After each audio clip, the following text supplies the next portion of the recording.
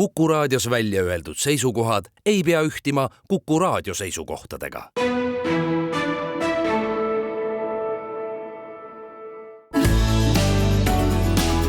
Keskpäevatund.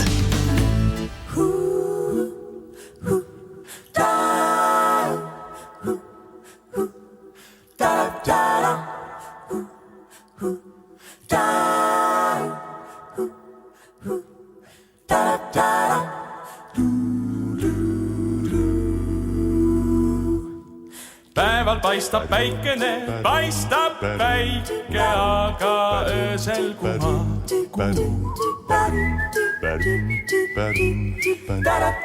Olen ise väikene, olen väike, kuid jõud on suur, suur, suur, suur, suur, suur, suur, suur, suur, suur, suur. Olen ise väike, väike, kuid mu jõud on suur.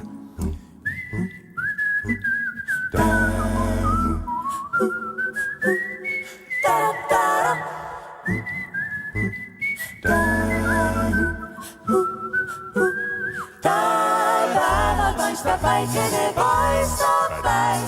aga öösel kumab kuu. Olen ise väikene, oled väike, kuid su jõud on suur, suur, suur, suur, suur, suur, suur. Olen ise väike, väike, kuid su jõud on suur. Säästmi nagu väikene, järgi nagu välgub võrm. Oled ise väikene, oled väike, kuid on suur, suur jõud, suur jõud, suur, suur jõud, suur. Rända paigast paika, inimesi aita, saa teile rõõmu too.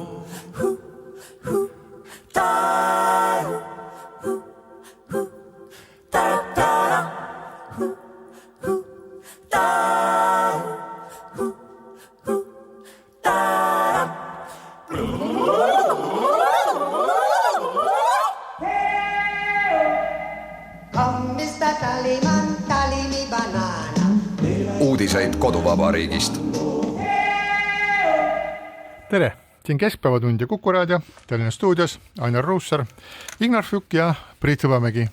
Tallinna kohal on nukker ilm, sajab lumevihma, taevas on pilves ja toimub president Arnold Rüütli ärasaatmine. Head teed talle siis minna.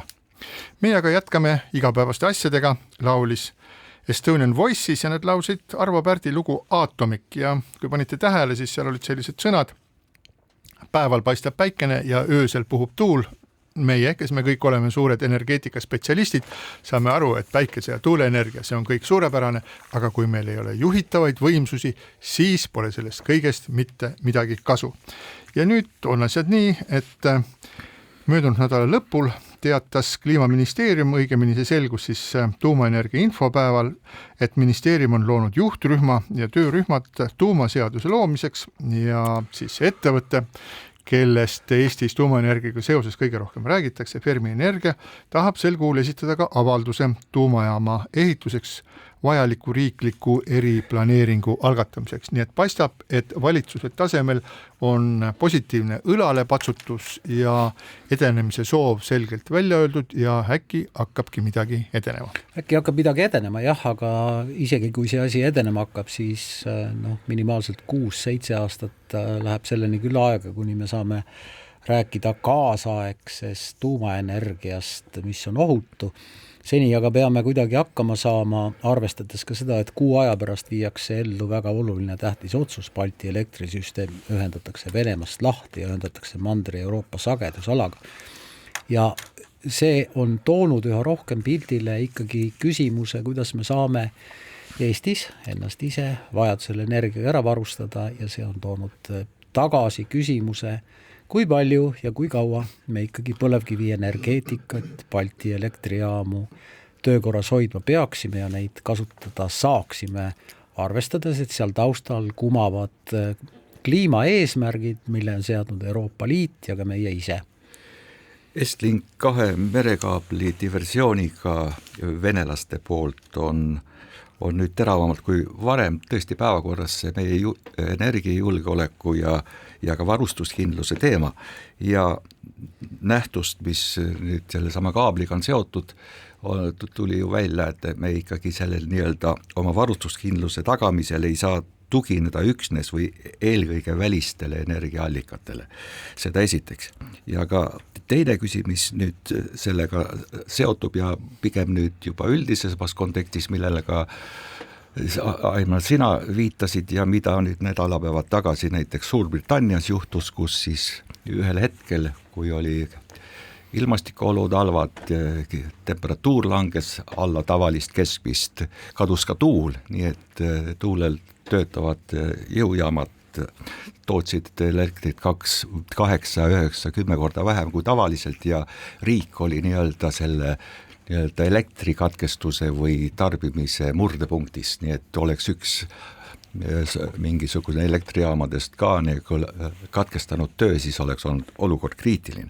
Mis tähendabki seda, et me peame üle vaatama selle, kuivõrd ja otsustama saame arvestada taastuvenergiatel tugineva energiatootmisel elektril ja kui palju peab olema siis neid nii-öelda juhitavaid võimsusi ja see toobki meid sellesse nii-öelda aatomielektrijaamaga seotud teemadesse, kuid enne seda ma tahan ka öelda, et selle varustuskindluse ja julgeolekuga on ka veel üks teine teema, et neid jaamu peaks rajama hajutatult ja ka see päevakorda tulnud 100-miljoniline gaasijaam seetõttu ei saaks kuidagi paikneda Vene piiri ääres kuskil Narvas. Me tekitame ette juba olukorra, mida me pärast ei suuda enam lahendada. Ja, tänapäeval muidugi see 150 kilomeetrit või 350 kilomeetrit siia-sinna tänapäevase sõjatehnoloogia juures ei ole nii oluline kui võrd nende kaitse.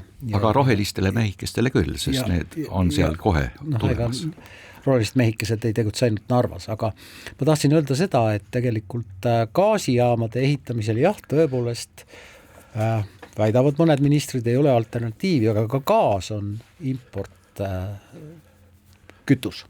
Fossiilne kütus. Ja ka gaasi me impordime, selles mõttes, et miks me vahetame põlevkivi gaasi vastu? Et jah, et me ei ole selles mõttes ju gaasijaamade puhul paremas olukorras, jah, aga mis on hea, on see, et tegelikult detsembrikuine Norstati küsitlus, mis just nimelt uuris seda, milline on elanike suhtumine tuumajaama, see oli minu jaoks isegi üllatav, et 68% küsitletud Eesti elanikest, mitte kodanikest, vaid siin elavatest inimestest, on selle poolt, et tuumaenergia ja tuumaenergeetika võiks olla üks tuleviku lahendusi.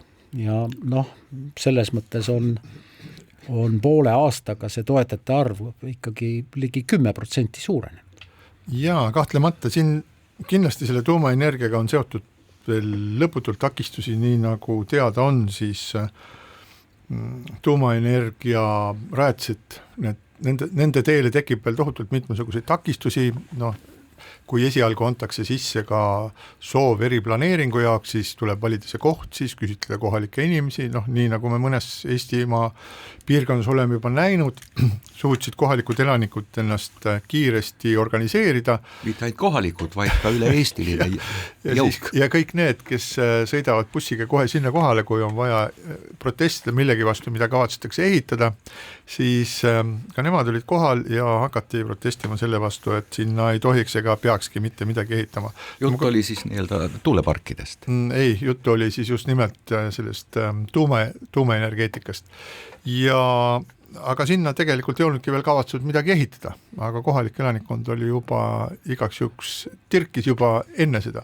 Nii et kuid arvata võib, et lõppkokkuvõttes mingisugune koht ikka leitakse, teatavasti, kui ma nüüd õigesti mäletan, siis mitmed kohalikud omavalitsused on juba varemalt avaldanud soovi, et nad soovivad siis soovivad pakkuda oma territooriumi tuumaenergeetika arendamiseks. Ma arvan, et see suures plaanis nendele kohtadele, kus seda tegema hakatakse, et see tõotab neile palju head selles mõttes, et sinna tuleb inimesi, sinna tuleb tehnoloogiat, seal hakkab ehitamine peale, tõenäoliselt kohalikud omavalitsused teenivad selle pealt kõvasti, aga kuidas see kõik läheb, et seda on väga vara öelda, et kui planeeritakse seda siis valmis ehitada aastaks 2020, mitte 2020, ma ei oskagi, 10-15 aastat siis märgitakse selleks, et kui üks tuumajaam võiks valmis saada, aga jah, et see võib ka nii olla, aga mina mõtlen selles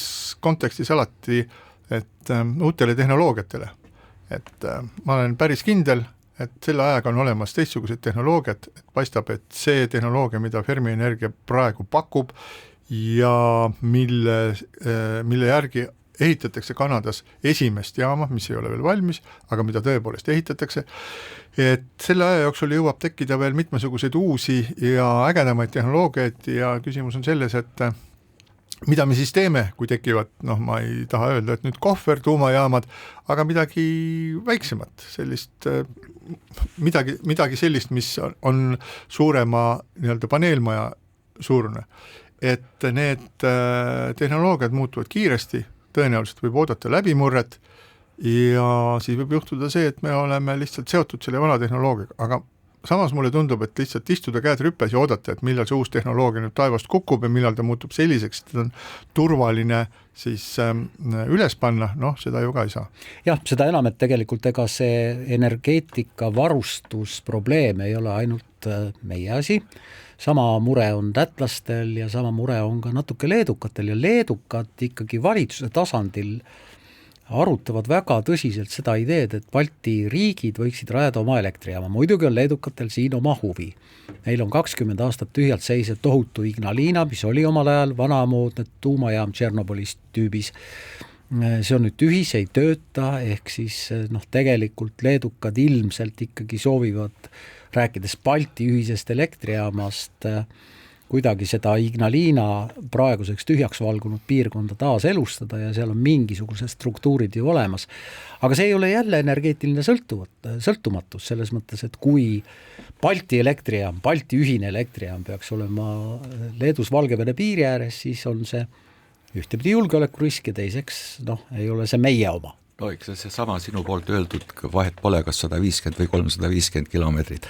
Aga ma ikkagi Priitan öelda, et paar päeva tagasi oli Aktuaalses kaameras suur ülevaade sellest, kuidas ühes vallas Ida-Eestis, mitte põhja pool, oli teemaks eriplaneeringu koostamine tuuleparkide rajamiseks. Algul oli neid 12, pärast oli jäänud ainult 5 alles ja kohalik rahvas ja kokku tulnud jõugud nii-öelda materdasid selle maatasa. Ma tahan sellega lihtsalt seda öelda, et kui täna teha näiteks küsitlus, kui palju elanikkond toetab tuuleparke, siis see toetus oleks kindlasti veel suurem, kui oli tuumajaamale 68%. See oleks võib-olla 80%. Aga kui tuleb küsimus päevakorda, kus seda teha, siis ma kardan, et me ei leiagi seda kohta. Nii et kui selle teemaga edasi minna, siis üks on tõesti keskenduda õigele tehnoloogiale, samas ka mitte jääda ainult ootama. Aga tuleb ka läbi mõelda ja kas või seaduses eriplaneeringu kehtestamisega seoses läbi mõelda, kuidas toimuks selle koha valik ja selle koha otsustamine. Sest kui me põrkame praeguses olukorras lihtsalt neile nii-öelda täitsa arusaadavatele meelsusele, mis rahvas on see siis tuuleparkide, mereparkide või siis aatomieelektrijaama vastu, siis see jääbki rajamata, sõltumata milline tehnoloogia. No ja seda, et seda on ju lihtne öelda, et tuleks teha mõistlikult ja kaaluda ja paremini rääkida, aga tegelikult kui sinul on kodu või maamaja või mis iganes kuskil maapiirkonnas ja siis sa oled harjunud selle mõnusa linnulaulu ja vaikusega ja nii edasi ja siis korraga sinu vaate välja tekib see hiiglaslik torn ja selle otsas on siis hiiglaslikud labad ja nad teevad nii vuh, vuh, vuh, vuh ja sa elad sellega öösel päeval. Nii et ma täiesti saan aru nendest inimestest, nad tahavad säilitada oma keskkonda ja ma saan aru ka sellest, et see on mingis mõttes on lahendamata vastuolu. Et väga keeruline on öelda, et kuidas seda peaks lahendama. Aga see, et inimesed tahavad oma normaalset sellist looduslikku keskkonda säilitada, see on tõesti arusaadav. Täpselt samamoodi Nursipalu kandis elavad inimesed ei taha paugutamist, kuigi ma ise usun, et nad tõenäoliselt saavad väga hästi aru, et kui meie kaitsevägi ei harjuta, siis ei ole lootust, et nad suudavad ka võimalikule vaenusele vastu astuda. Et need on sellised nagu hästi-hästi ebamugavad valikud, aga nad on paratamatud. Ma ei tea, kuidas neid lahendatakse. Meretuulepark on üks lahendus, et ta tõesti sinu akna taga seda sinu poolt mainitud heli ei tee, eks ole. Vähemalt mitte suvekodu lähedal. Ja tuumajaama rajamisest võiks ju ka rääkida, et teeme selle siis Pakrile, et seal väikesele Pakrile, et seal ei ela inimesi, võib-olla on mõnel seal ajast ja arust suvekodu, aga see ei ole ka lahendus, absoluutselt mitte. Ehk siis ma loodan... Jäävad ikka need välisühendused, las keegi kuskil toodab elektrit ja siis nii nagu meile 10 aastat rääkis, Taavi Veskimägi rääkis seda, et meil on tuul, meil on õhk, meil on päike, meil on veealused kaablid, inimesed, ärge muretsege, kõik kuulasid ja kõik olid sellega rahul ja kõik olid nõus ja see pole mitte esimene kord, kui Eesti Energia on sellist nagu teinud sellised kampaaniad, mis pärast osutavad, et see ei ole nagu võib-olla kõige õigem asi üleüldse. Ma mäletan 2000. aastatel oli Eesti Energial selline kampaania, kus et kütke elektriga, et pange endale need elektriradiaatorid. Ma olin üks nendest lollidest, kes selle kampaaniaga kaasa läks ja siis panin majja põrandakütte elektriga. Põrandakütte elektriradiaatorid. Oi valus. Ja sul ei ole minna kellegi juurde õiendama. Ise olid loll, et jäid uskuma, kui suur riigi ettevõtte sulle rääkisid, tee niimoodi, me lubame, et see kestab aegade lõpuks. Priit, sul üks asi jääb täna nagu kahe silma vahel, sest Eesti Energia on tõesti elektri tootmisesse Eestis monopol ja omab ka teatud kompetentse ja võimekust, aga seda otsust ja energiastrateegia arengukava ja plaane koostab ikkagi valitsus. Ja kui valitsus leppis sellega, mida Eesti Energia juht toona siis nagu lobises, siis on see ikkagi valitsuse liikmete vastutus, mitte me ei saa delegeerida seda ainult Veskimäele. Jah, Eleringi puhul ma delegeeriks siiski väga hästi Veskimäele, mida ta juhtu seda siniste sokkide välkudes rääkis meile 10 aastat, et kõik on okei. Ja nüüd täna me seisame olukorras, kes kõik ei ole okei. Aga Veskimägi teeb kuskil mujal oma tööd, räägib tarka juttu ja nii edasi ja keegi ei lähe teda hõlmast sikutama, et kuule, et mis jama sa meile ajasid. Aga sa, Ignar, hakkasid rääkima nendest merealustest kaablitest ja siis sellest, et Eesti soovib tõhustada kõiki neid võimalusi, kuidas ennast kaitsta siis merealuste kaablite, mis meil on ometigi väga tähtsad, nende lõhkumise vastu ja on asunud siis tegema muudatusi või alustab muudatusi oma seadusandluses nii, et Eestil oleks võimalik kiiremini ja radikaalsemalt karistada siis kõiki neid, kes ankurlohistajaid, kes siis nagu muuhulgas siin ringi sõidavad ankur taga lohisemas ja lõikavad läbi kõik võimalikke kaableid. Et me ju teame hästi, et või ma ei tea, või vist hästi ei tea, aga ka Eesti praegused olemasolevad seadused, vähemasti siis parempoolsete juhi Lavly Perlingu sõnade järgi lubavad ka praegu siis kinni võtta, jälitada, karistada ka neid tegelasi, kes siis lõhuvad Eesti infrat, mis asub väljaspool meie territoriaal- ja majanduspiirkonda, et kui nüüd neid hakatakse karmistama kõiki neid seadusi ja muudetakse, siis minu meelest oluline ei ole siiski mitte need seadused. Oluline on otsustusvõime ja julgus teha asju. Et eks me oleme ju elus palju näinud seda, et seadused on olemas, tuleks neid rakendada, aga millegi pärast neid rakendada. Ehk siin tuleb mängu siiski kõigepealt poliitikute ja seejärel ametnike või, ma ei tea, mõnikord võib-olla ka ametnike ja seejärel poliitikute otsustusjulgus. Nii, keegi tuli, keegi lõhkus midagi, pisikene Eesti suuri laevu ei ole, väike kaater läheb välja ja üritab teha oma parimat. Loomulikult on meil ka head naabrid, kellel on otsustusvõimet, aga kui soomlased ei oleks saatnud siis oma karhuüksust, erivägede üksust, kes siis helikopterilt maandus selle kaablid lõhkunud laeva tekile, siis ma arvan, et Eestis istuksime siiamaani käed rüppes ja ütleks, oi, aga seadused ikka ei anna meile võimalust selleks, et kui me saaksime oma ainukesele helikopterile hääled kuidagi sisse, et äkki siis, aga mehed olid ka kuskil ära ja ma pean ütlema, ma ei usu praegu, et Eestil oleks olnud sellist otsustusvõimet, et teha seda, mida soomlased tegid ja et soomlased seda tegid, äkki see aitab ka eestlastel jalad kõhu alt välja viia. Jah, ma loodan ka ja soomlased olid väga tublid ja tõesti ma väga loodan, et seda soomlaste tegevust meenutatakse veel tulevikus, kui on vaja samamoodi tegutseda, aga jah, see valitsuse otsus minna edasi siis eelnõuga, mis muudaks torujuhtmete ja merealuste kaablite kahjustamise eest karmimaid karistusi, see on selles mõttes päevakohane, et praegune karistusseadus tõepoolest võimaldab ka karistada, aga maksimumkaristus vist on 5 aastat, see võiks olla ikkagi poole suurem. Ja teine küsimus, mis tegelikult peaks muutmisele tulema, on see, et karistada saab tulevikus, juhul kui see eelnõu parlamendis läbi läheb, kui ta parlamenti üldse jõuab, sest see eelnõu ei ole veel koostamiselgi, siis saaks karistada ka ettevaatamatusest, ehk siis kui tõepoolest mõni laevameeskond ütleb, et ups, kogemata lohistasime ankrut ja ei ole võimalik tõestada, et see ei olnud kogemata, ehkki kogemata ankrut ei lohistata, eks ole. Ei ole võimalik, et piloot ütleb, et ups, kogemata maandudes jäi telik välja laskmata, et juhtus paraku. Aga tõepoolest, kui sellesse tuleviku karistusseadustikku kirjutada sisse karistus ka selle eest, et ups, kogemata lohistasin ankrut, siis see võiks olla mingisugune mõjustegur. See on hea, et valitsus nüüd tegeleb ka nii-öelda seaduse kohendamisega, et oleks võimalik rikkujaid tabada ja ka vastutusele võtta. Samas Soome ja meie seadused on täna kehtivad, on sarnased, nii et põhjusi, miks me ei oleks pidanud seda tegema, ei olnud.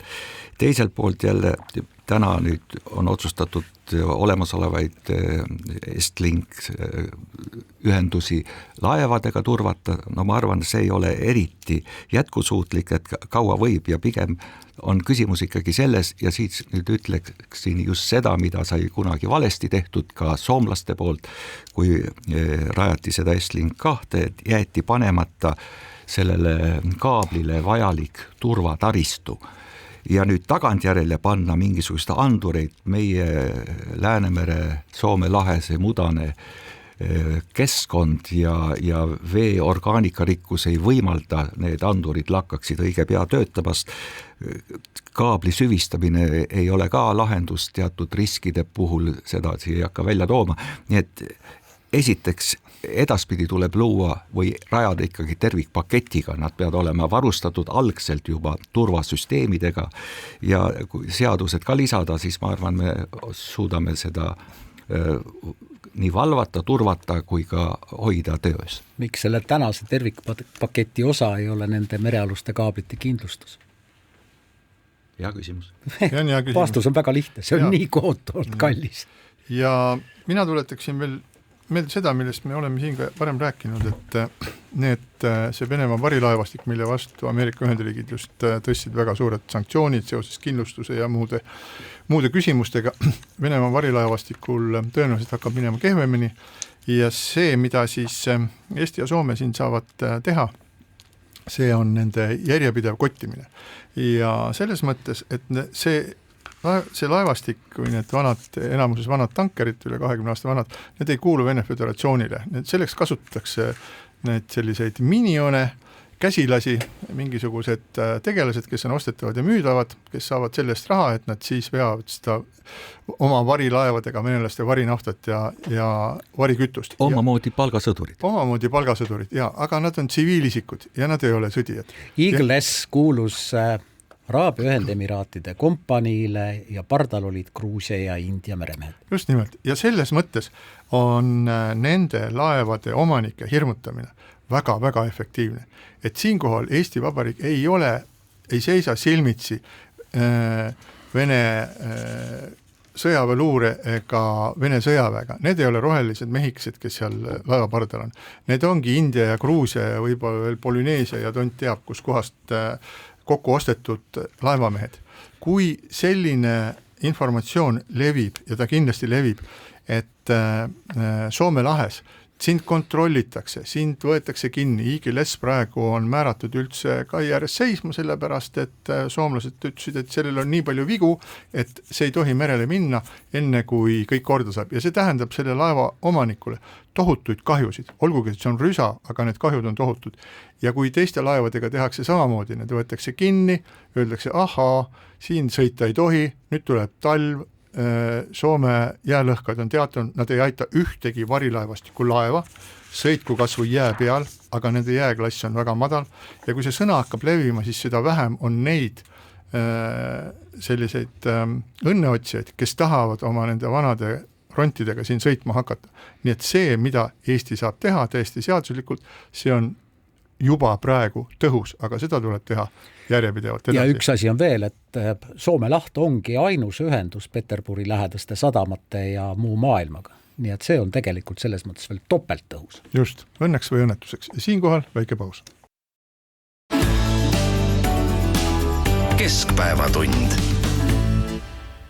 Keskpäevatund jätkab.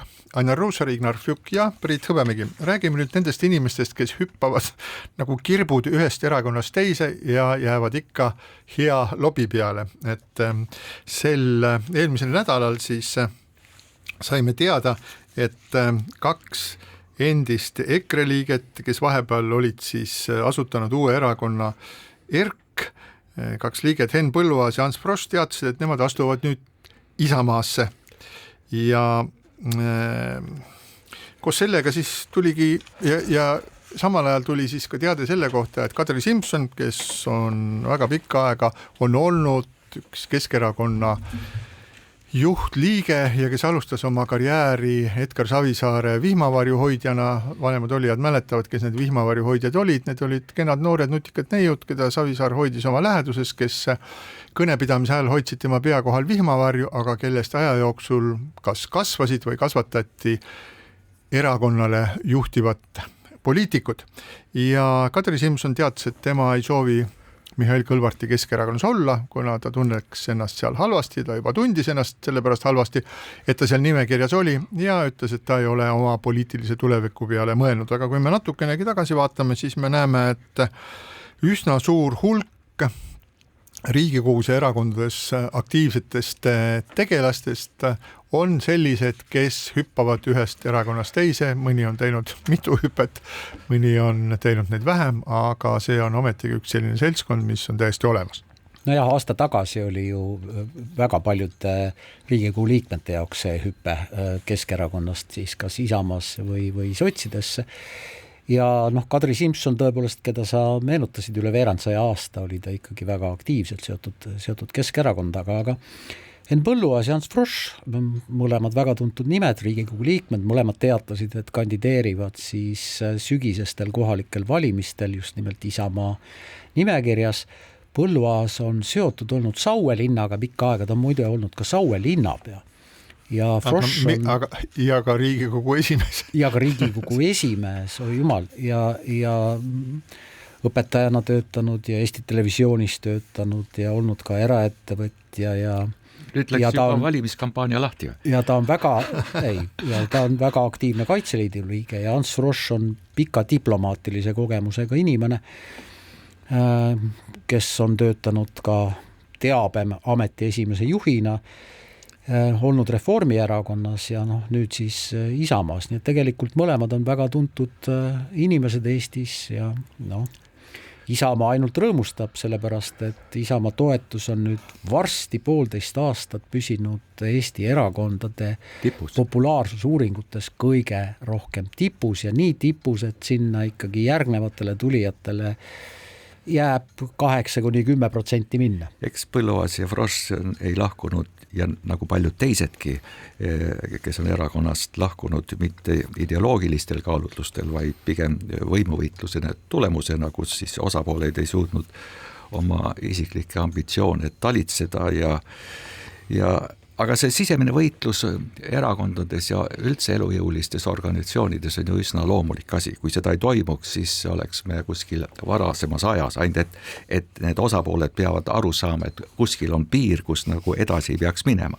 Nüüd, kui see uus partei sündis, mida siis ka Enn Põlluaas ja Frosch olid algatajatena, eks see ju sündis nii-öelda emotsioonide pealt ilma tõsise eeltööta, nii et neil puudus ka selge selline poliitiline suunitlus, millega nad eristuksid olemasolevatest erakondadest ja mis üldse põhjendaks uue partei loomist. Aga poliitikast ja poliitikute parteide vahelisest olukorrast üldisemalt ma näeksin sellest mingisugust väga selget ja meie endi poolt mõistetavad või nähtavad mustrit, nimelt seda, et aastate jooksul on erakonnad enamus erakondades minetanud sellise oma poliitilise fookuse, et tundub ja me oleme seda ja meediaga väljendanud sageli, et tegemist on vaid võimu nimel ja ümberaskeldavate seltskondadega omamoodi, tegemist on ettevõtlusega, kus ongi vaja omada paremat kohta, teha karjääri ja siis, mis siin siis imestada, et neid inimesi, eriti aktiivsemat osa, ei hoia koos aade, ehk väga hajus aade, vaid just see, kuidas paremini ennast ja nii-öelda efektiivsemalt, aga ka tulemuslikumalt realiseerida. Võimu nimel ollakse nõus liikuma ühest erakonnast teise ja selles suhtes ei erine ei Põlluaas ega Frosch kellestki teisest, lihtsalt neil juhtus olema ebaõnn selle EKRE-ga, kus nii-öelda ei suudetud seda asja korralikult manageerida. Ja nüüd, mis puudutab Isamaasse, kes tundub täna on kõigile kõige paremaks pruudiks, sest nagu Aivar sa räägid, nende toetus on tipus ja just nagu tundub, et seda ei suuda miski väärata, siis no ja opositsiooni vastutus ei ole valitsus vastutus. Täpselt, aga samas mul tundub, et Isamaal on praegu mõneti sama roll, mis oli Eesti 200 valimisteelses loosungis, meiega on võimalik. Ja kui nüüd vaadata seda retoorikat, mida Isamaa ütleb, ja opositsioonis on see ka ju sageli mõistetav, et miks siis ka mitte, siis nemad on näiteks nõus eelarve defitsiiti kaotama, makse tõstmata, kulusid kärpimata, samas veel lubades täiendavaid toetusi, nii et see jutt, kui see nii-öelda lahti arutada ja lahti võtta, siis see ei pruugi olla jätkusuutlik ja seetõttu ma tõesti loodan, ma olen näinud Isamaad ka väga väärika, väga tubli ja väga vastutustunnet omava erakonna, et varem või hiljem nad ikkagi naasevad oma juurde. Ainult selle tulemuseks võib olla see, et nad ei ole enam toetuse tipus, vaid see muutub kuskil 12-14% juurde. Või naasmine juurde on selles mõttes natukene halenaljakas, et valitsuspartei sotsiaaldemokraatide esimees Lauri Läänemets pidas eile sotside majanduskonverentsil väga põhjaliku kõne, milles ta ei kasutanud kordagi seda terminit, mida mina kasutan, sotsiaalne turumajandus, aga kõik aspektid, millel ta viitas, olid sotsiaalses turumajanduses ja millele Läänemets oma kõnes viitas. Läänemets, kes on siseminister, kes on valitsuse partei liige, ütles, et tänane valitsus paneb vaesuslõksu nii vanemad kui ka nende lapsed ja lapselapsed.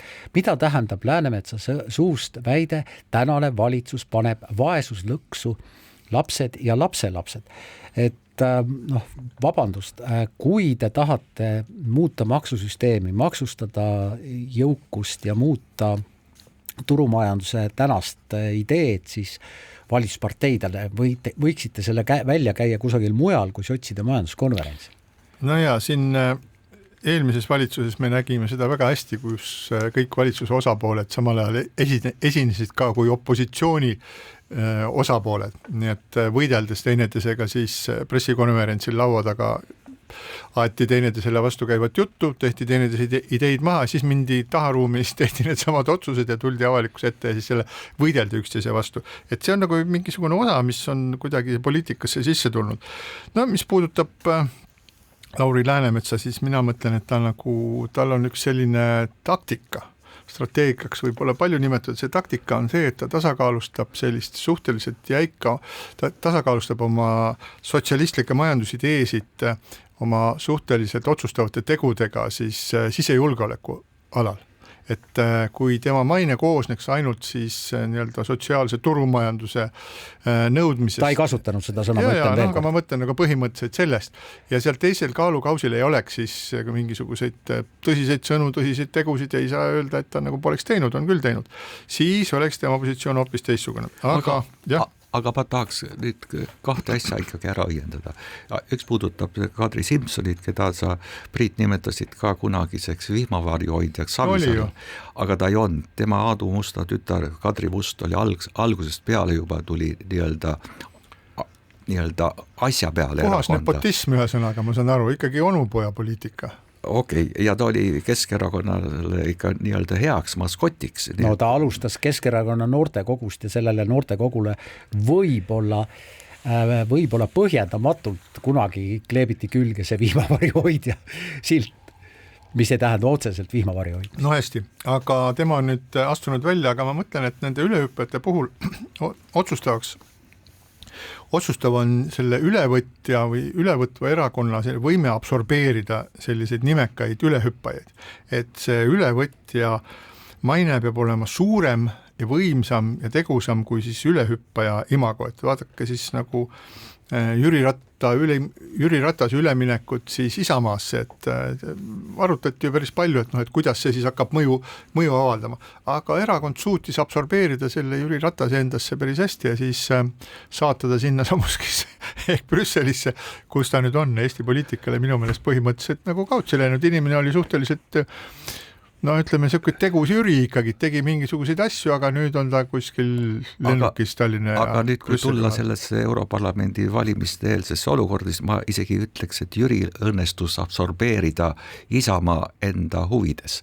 Ta on väga võimakas organisaator, ta on rohkem organisaator kui miskit muud, nii et ma siin teda nii-öelda lihtsaks ma absoluutselt ei püüa vähendada, ma peangi teda väga võimekaks poliitikuks, aga tihtipeale tekivad siis sellised naljakad olukorrad, et kui võtame näiteks Tõnis Mölder Keskerakonnast, kes nagu rääkis täna ühte juttu, siis ta liitub Isamaaga, siis ta räägib teistsugust juttu ja minu meelest siin oli üks väga tore inimlik moment oli Riigikogus, kus värskelt Isamaaga liitunud Tõnis Mölder tegi kõnepuldis mingisugust sõnavõttu seal ja sai aru, et ta räägib täpselt vastupidis sellele, mida ta on kogu aeg rääkinud ja ta hakkas selle peale naerma.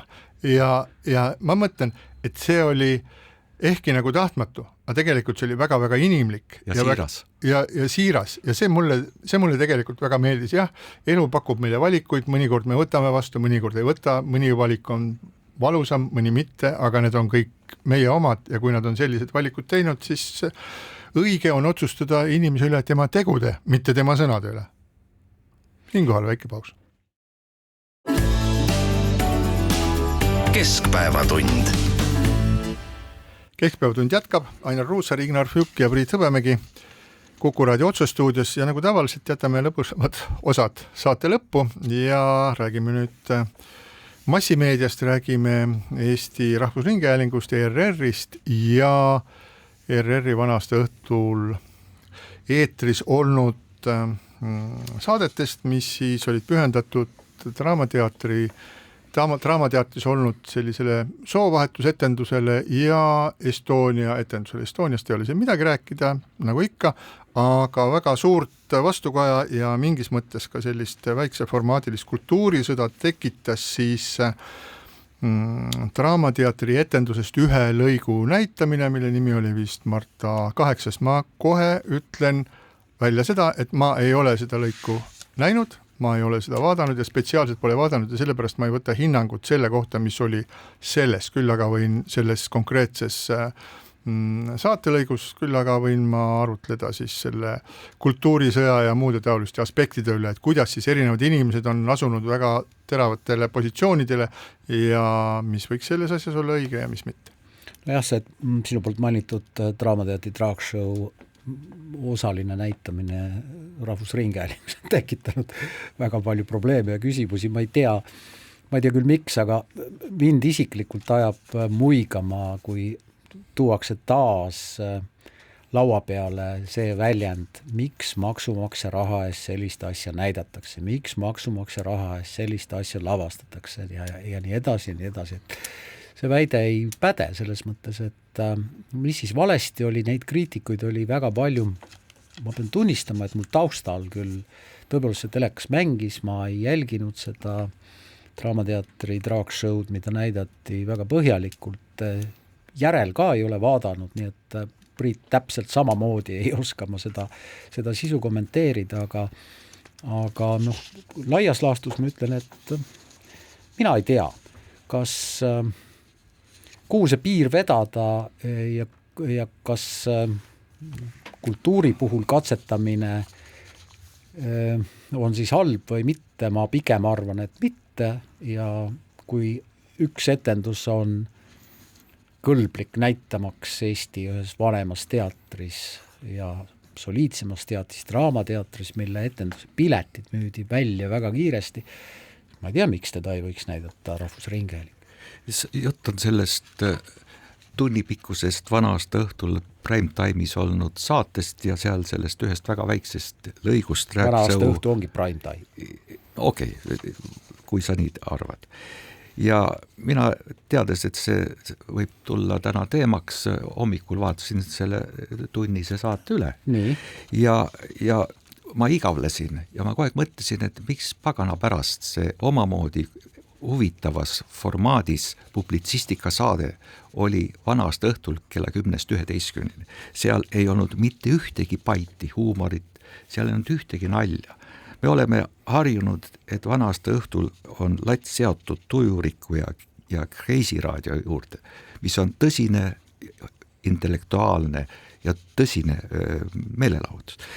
Ma ei ütle, et see saade või see fragment, millest juttu on, oleks olnud parim, aga seal puudus kontekst ja arusaadavus. Kuigi kui ma nüüd pingutan ja proovisin mõista, millega oli tegemist, siis see juhtum või see lühike episood kirjeldas meie ühiskonnas üsna levinud hoiakut, et me lapsi vajame eelkõige ja ainult selleks, et me rahvusena välja ei sureks. Et laps ongi kui rahvastiku taastootmise objekt või viis.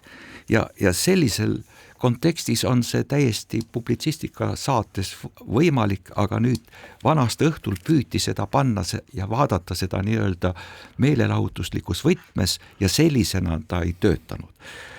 Ja ma mäletan, et Tujurikkujatel oli ka üks väga huvitav juhtum, tähendab, tegu oli perekonnaga, mis sõi õhtust, tulid sisse küüditajad. Ja kui küüditajad ütlesid, et teate, te saate tasuta priisõidu Siberisse, siis see sketš nägi ette, et pere oli nii rõõmus, nad olid nii õnnelikud ja pärast heideti siis neile Tujurikkujatele ette, et kuidas nad võisid nii tundlikul teemal flirtida, miks nad seda tegid. Aga see oli tõeline huumor, mõistetav, kõrgetasemeline, intellektuaalne. Jah, nagu oli ka tõeline huumor, mis täpselt samamoodi tõi kriitikat see, kuidas enne ujumisvõistlusi tuli ära juua pudel viina. Täpselt. Ja eks see nii-öelda nali, hea nali ongi kuskil seal piiri peal, aga selle antud meie arutelul olnud Dragshow kontekstis nali üldse puudus ja selles oli see probleem. Ja, võib-olla, nagu ma ütlesin, et ma ise ei ole seda näinud, aga kui ma vaatan seda diskussiooni, mis on siis tekkinud, siis mul jääb selline mulje, et taaskord, nagu väga paljudel kordel, ei ole küsimus mitte mis, vaid kuidas, aga antud juhul millal. Ehk Dragshow, kui ta on 4. aastat ja Draamateatri juhtkond on leidnud, et see on täiesti chill ja võib-olla ja nii edasi, ma nüüd populaarne etenduspiletit müüakse maha, ma nüüd kuidagi ei püüaks seda kuidagi küll glamuriseerida ehk öelda, et väga lahe, et minu meelest on nii, kui vanemad mehed oma jämedatele reitele tõmbavad sukkpüksid peale ja siis laval hüppavad, et see on kergelt nilbe, aga see on minu isiklik arvamus. Sa ei ole, Priit, näinud, seal ei olnud seda. Okay. Seal ei ole midagi nilbe. Ma räägin sellest, et mitte sellest lõigust, ma räägin nagu üldiselt, et kui tehakse nagu drag show'd, siis põhimõtteliselt nagu more or less see sellest seisleb, eks ole. Nii. Et aga see selleks, et kui kellelegi väga meeldib, et siis tehakse, et lõppkokkuvõtteks seda kunstivormiks ma seda ei nimetaks, aga see on puhas kabaree ja kabaree võib ju olla, et meenutan, ma ei tea, 20 aastate Saksamaad või teisi selliseid ajaloolisi perioode, kus on väga selline räme nali ja seksuaalsusega vürtsitud nali on olnud üks osa, mis võib-olla on näitab selle ajastu üleköötust. Ja hoidis ühiskonna ühtsena, sest seal oli vaja sellist despootlikku meele korraldamist. Ma ei tea, kas ta ühtsena hoidis, aga millekski ta oli vajalik, muidu teda poleks seal olnud.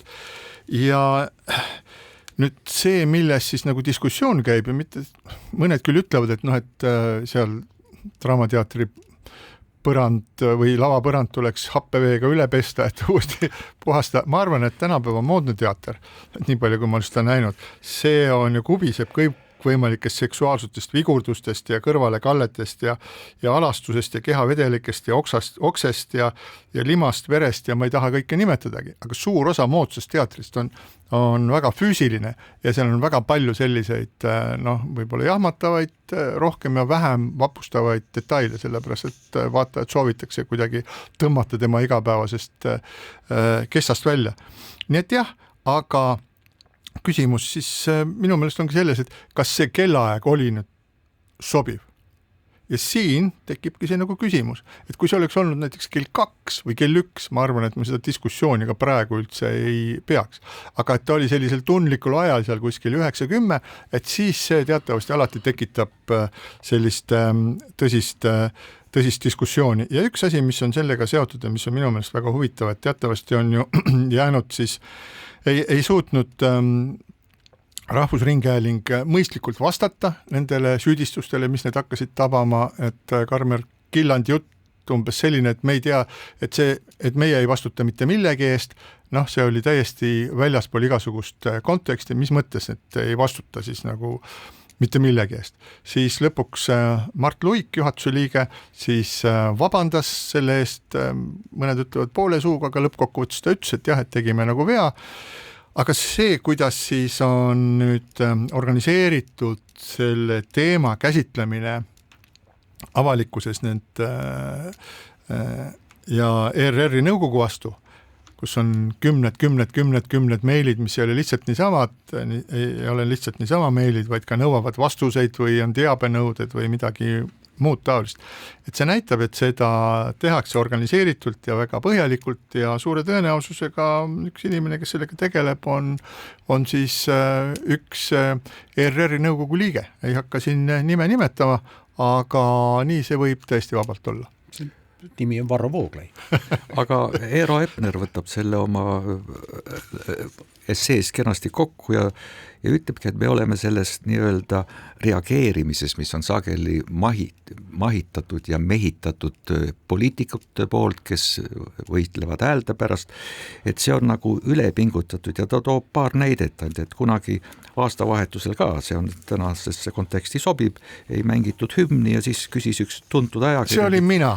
Kas see on vabariigi sümbolite ja rahvusliku iseseisvuse vaikse kustutamise algus? Ja ma jään nende sõnade juurde tänase päevani. Ja siis teise näite toob, et kui esitatakse ka näiteks valitsusele ebamugavaid küsimusi, siis ilmub alati meie seast mingisugune hüsteeriline seltskond, kes seab katalüsaatoriks ikka Putini, et sa oled. Jaa, aga Eero Epneri hea essee probleem oli see, et selle kokkuvõte oli see, need, kes kritiseerivad seda etendust ERR-i on lollid ja minu meelest see on nagu põhimõtteline viga.